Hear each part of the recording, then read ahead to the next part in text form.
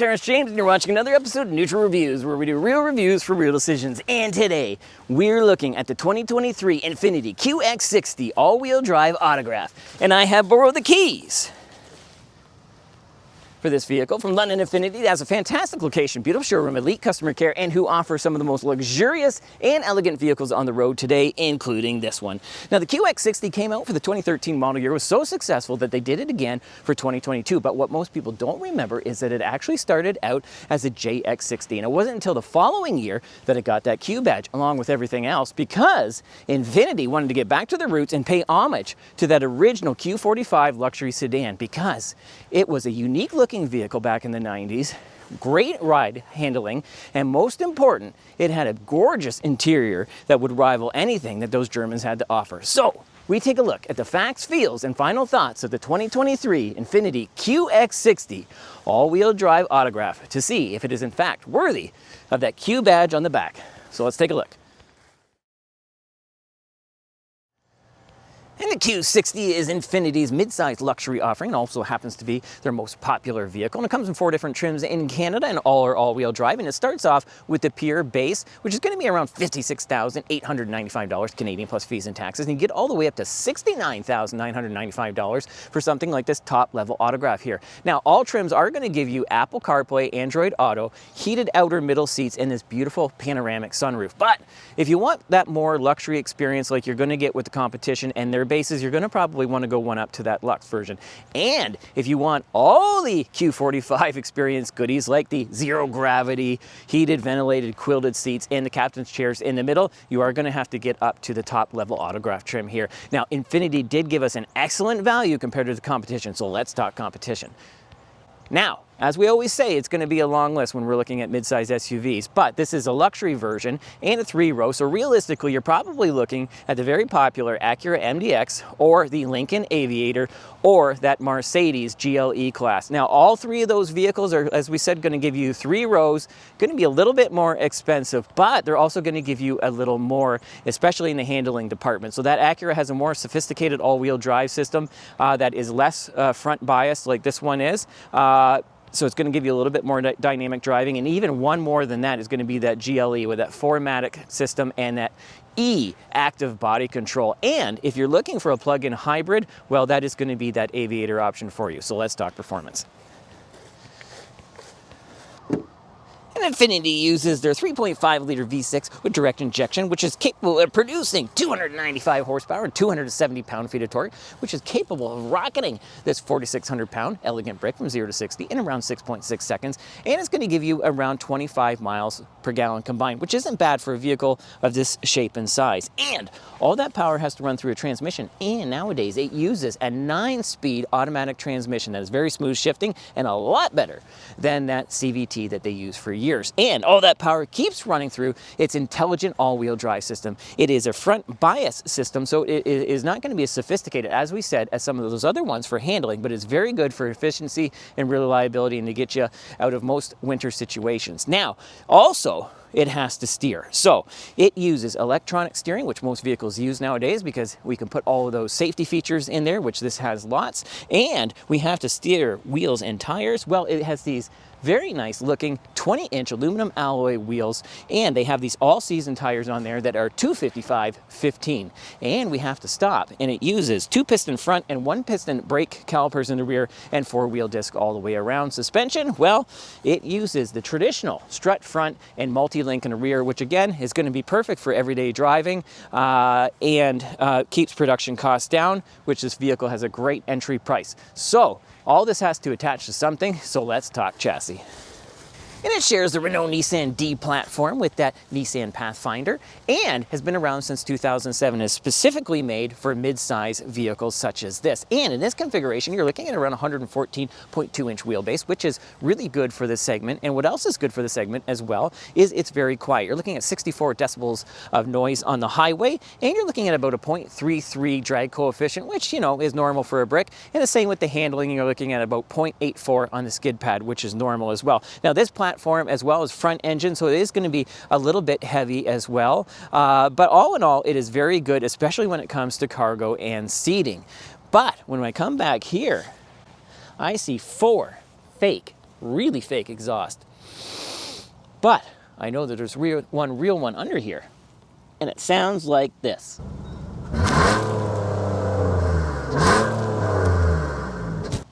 Which isn't great, but that's SUVs nowadays. And when properly equipped like this one is, you can tow up to 6,000 pounds with your QX60, which is the equivalent to one of these active urban lifestyles hanging off the back of your Infiniti. So let's talk cargo. And as you can see, you got this convenient motion sensor power lift gate on there, which is super handy. And what's most important with this long wheelbase here, this 114.2-inch wheelbase, which is good for the segment, as we said, is it gives you lots of both passenger space and cargo space. So even with this third row up, I mean, it's still a little bit tight back here, but considering the size of the vehicle and the fact that you can put this third row of passengers back here, you still have around 14.5 cubic feet worth of space back here. And they also give you a little bit more space underneath here. And to me, it looks like it's waterproof, like you could put things in there with drain plugs if that's interesting to you as well. And being a Japanese vehicle, this actually has a lot of practicality, a lot of hooks and tie downs, things like that. And you even have another 12-volt style plug-in over here, again, for coolers and things like that. So it really looks like they've done their homework on the back of this vehicle. And when all those seats are down, you can actually get 75 cubic feet of space. And that is really, really good, as we said, especially for the segment. But most importantly, in Canada, you want to make sure that you're always prepared for a game of road hockey. So, does this pass the Canadian cargo test? Let's check it out. And the nice thing is, with these back seats here in the third row, they easily fold down either side, and you can slide that right through, especially because these have captain's chairs. So it can easily accommodate your stick and probably half the team as well. So speaking of that, we got to take those people to the arena. Let's go to the back and see how those people fare. And when we come to the back of the QX60, as you can see here, one of the claims to fame for this vehicle is the amount of space that it has in here in the second row as well. Obviously, we do have the third row, which we're going to look at in a second, but really where you're going to have the most comfort and the most space for most passengers besides up front is going to be here, especially on this Autograph, because we have these captain's chairs here, which are amazing. They're super comfortable, they look nice, but most importantly, like a lot of luxury SUVs nowadays, they are adjustable back and forth, and you can recline them. But most importantly with these seats is you have an easy access to that third row at either here, or there's a button on the back. Of course, you can do it manually. So as you can see, I'm going to get in there in a second, there's a fair amount of space, but as you can see as well from this cutaway scene too, that I have installed a foundation or a base for my baby seat on the other side. So whether you have a small child seat or a booster seat as well, as you can see, the nice thing with this is you can raise those seats up without having to remove that at the same time. So if you do use that third row all the time, it's going to be a lot more convenient on a vehicle like this when you don't have to remove that booster seat. So keep that in mind. And as you can see, once we hop back here, there is a fair amount of space back here. There really is, for a third row on a vehicle this size. Now, is it great? Are you going to want to go really far trips? No. Now, I'm only 5'7" and 150 pounds, and where this seat is, which is fairly far back, my knees are touching, but I do have a fair amount of headspace back there, all things considered, and that is because they've kept a more traditional design on this vehicle and haven't sloped it off as much as a lot of them do to make it look more like a coupe. So they've kept this more of the traditional SUV, because that's really why you should be buying it. You want a nice place to be for a lot of people if you're going to be in the vehicle a lot. Now, with that being so, back here, you can tell that, like the marketing, they really have put some thought back here for these people, because not only are the seats fairly comfortable for a third row, they're theater style, so I have a better visibility out the front, so hopefully I won't get as nauseous, and it's just nicer to see everyone. And also you have this nice thing in here to keep your cell from sliding around. And when talking cell phones or tablets or anything like that, they've even included USB plug-ins for both sides passengers as well, which is handy. And you have two cup holders on this side and two cup holders on that side. And we do have windows, so again, you're not going to go stir crazy back here. And one of the things that I like as well is they actually have vents, so you can tell that they've considered that there's going to be people back here so they don't suffocate. So I want to talk about a few more things up front. And when we move back into the middle here, one of the things that I wanted to point out and mention besides the center console here for the captain's chairs, which is nice. So you've got 2 extra water bottle holders here and a deep center cavity here that you can put things that looks like it'd be easy to keep clean. You do, of course, have decent sized water bottle spots on both doors, which is convenient as well. But it's this beautiful 3-zone climate control. So you have electronic controls back here, electronic screen, I should say, and control. So you've got your heated seats, as we said, you got your fan speed and direction and all that type of stuff, which is really, really nice and handy. And again, where they've put some effort into this vehicle back here.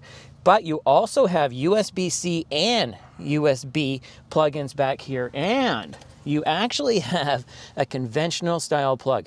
I've had that in a vehicle before, and it is really, really nice to have. So one of the other things that we want to mention back here as well is important to a lot of people, is these windows unfortunately only go down that far, so you're not going to be able to put your arm out there on a nice warm day as conveniently. But one of the nice things you do have, especially if you have kids, is you have these peasant blockers, as they say, or just to get the sun out of the kids' faces. And it's built right in there, and you don't have to have those ugly things that suction cup there. So really, as we've said, they've done a really, really fantastic job with this space in the very back and in the middle. So let's check out the front.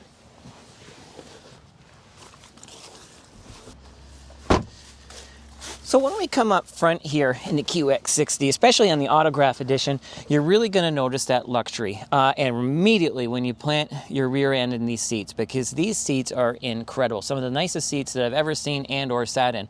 They're zero gravity, which, you know, they say is supposed to be like the astronauts in zero gravity, where you feel really light.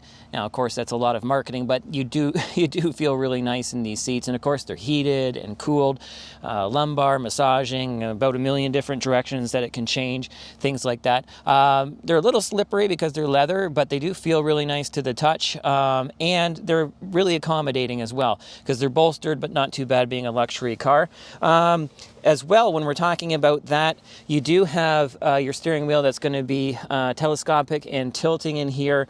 Power, which is nice because it's luxury, and when it's power, you're going to be able to tie it into one of the 2 memory settings along with those seats and a few other things as well, which is really, really nice, especially because vehicles like this, we probably are going to have multiple drivers in there. And when we're talking steering wheel, it is a really, really nice steering wheel, not only to look at, the size, shape, feel, everything like that. I like the fact that they still have hard buttons on here to work just about everything that you need to work. The switch gear in here, of course, being an Infiniti, works well and is gorgeous. But really, one of the things that we'll touch on in the feels portion is the actual interior itself and the different materials and everything else. As you can see, it's absolutely beautiful in here, but we're trying to stick more to the facts portion here. So when we're talking about that, we're going to move over to a lot of the things that you're going to use every day, like this central cockpit, digital cockpit in front of you.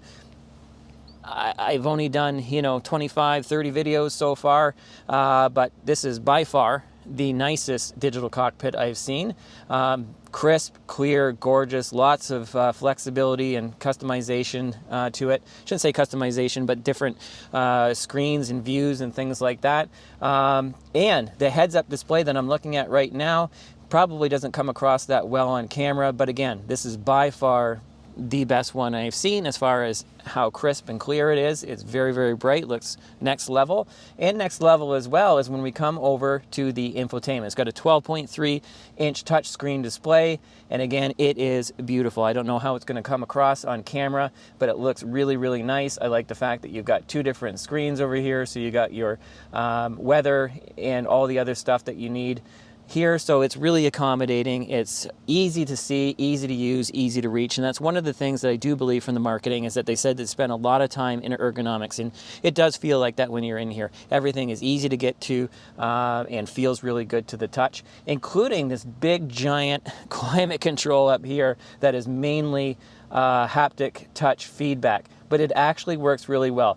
To me, it looks really nice. I know it's going to get all kinds of smudges and stuff like that with that piano black, but it looks stunning. It looks really nice. And I love that they've kept hard buttons here for your volume, for your infotainment, and as well for your heating and ventilation down here, mainly for your temperature and a few other things. But even when you're touching this board here with the haptic buttons, I have to say, it does feel pretty good. I mean, none of these feel like your cell phone nowadays or anything like that, but it does work pretty well. I have to say, it really, really does.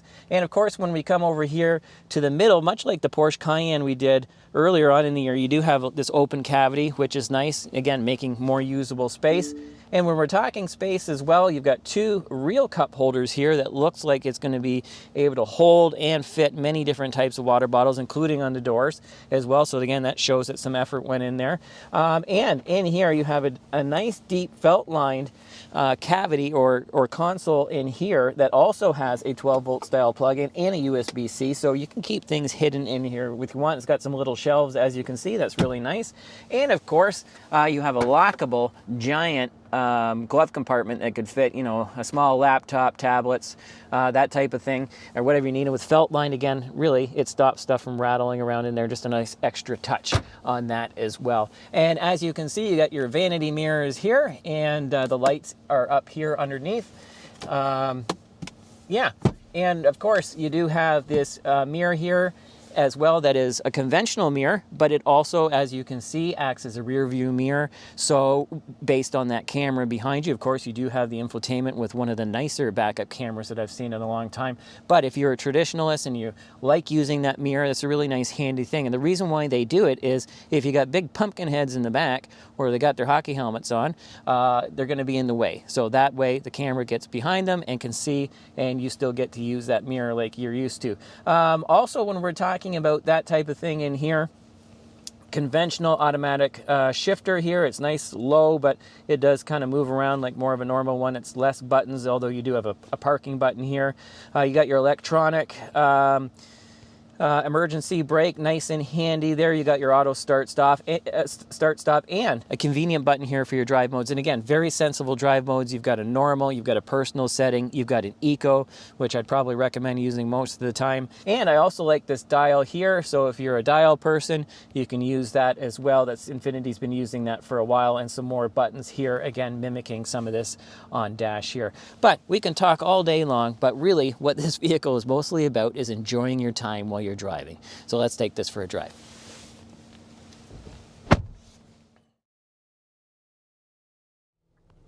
Because this driving portion is going to be a little bit different today, and I apologize, because if you do follow our show, often we have fun tests like our acceleration and braking and handling test, things like that.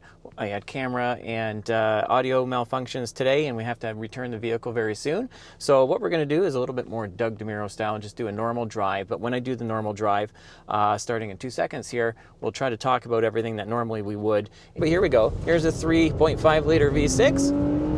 So it's got plenty of pickup.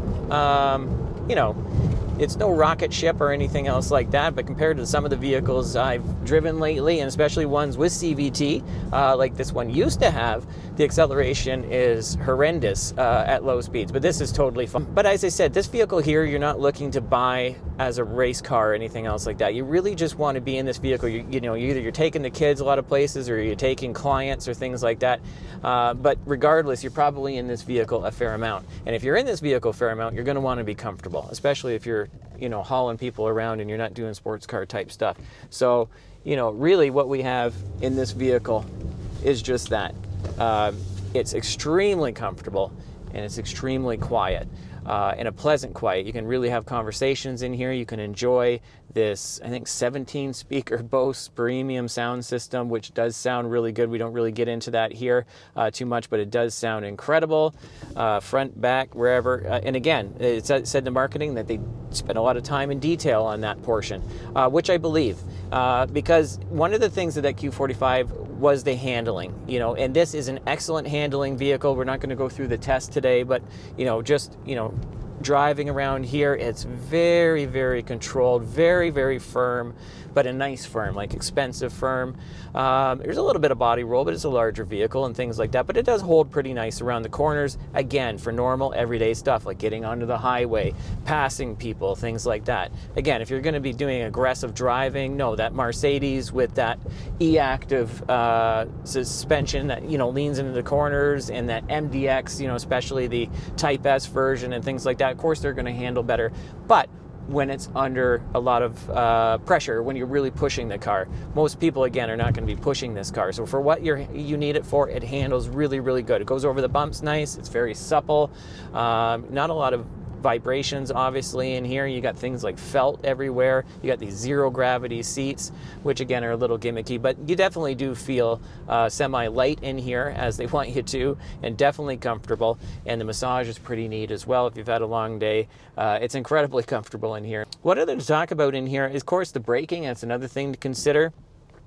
You know, just coming here and just pulling up in everyday traffic, it's really, really nice. Not spongy. For so long, vehicles had spongy pedals at any price point.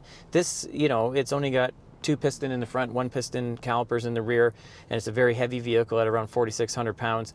But with the tuning and everything that they have, again, normal everyday use is going to be totally fine. But that MDX and the Mercedes and things like that, if you're going to be pushing it harder, then yeah, these brakes aren't going to hold up like those ones. But again, that's not why you're buying a vehicle like this. You're buying it because of the creature comforts and how nice it is in here. And one of the things that I really like as well is, while we're just sitting here, look at the camera. We have a front camera. I think every vehicle should have a front camera. I really do. It's so handy. And of course, you've got your 360, you got your side cameras. The resolution is incredible. It goes full screen, dynamic lines, the whole shoot and match. It is wonderful. The only other thing that we want to say is just give a little subscription shout out, give you a little Infiniti horn there, which leads me to my final thoughts.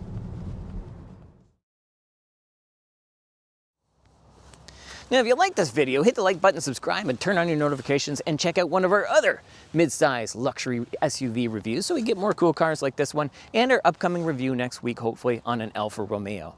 Now, we started off this review by looking to see if the Q60 was in fact worthy of that Q badge because of that Q45 that started it all.